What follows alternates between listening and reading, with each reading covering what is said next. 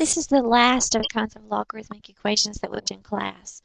In this problem, we're going to have to use our properties that we learned to be able to work the equation.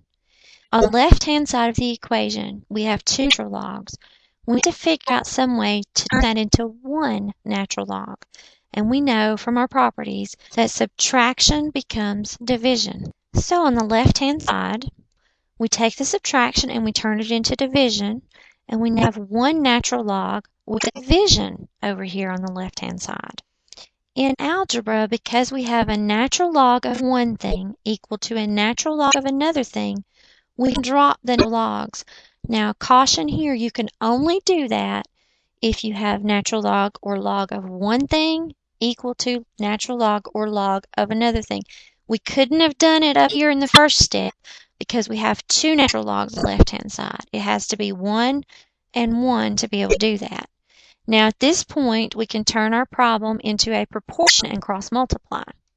When we cross multiply, we get x, because this 3 has a 1 under it. X times 1 is x, and 3 times x minus 4 is 3x minus 12.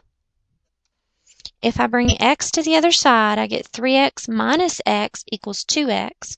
And the minus 12 to the left-hand side, that negative 12 becomes a positive 12. I can now divide both sides by 2 and get an answer of x equals 6. Now this one is also important that you take this answer of 6 and plug it back in. You cannot take logs or natural logs of negative numbers, so you want to make sure that you're taking logs or natural logs of positive numbers. I can put a 6 here, and it's perfectly fine to take the natural log of 6. If I put a 6 here, this becomes 6 minus 4, which gives me 2. That's also a positive number, so that would be okay. If either one of these were a negative, I could not take the natural log of that number. The answer would be void, and this problem would have no solution.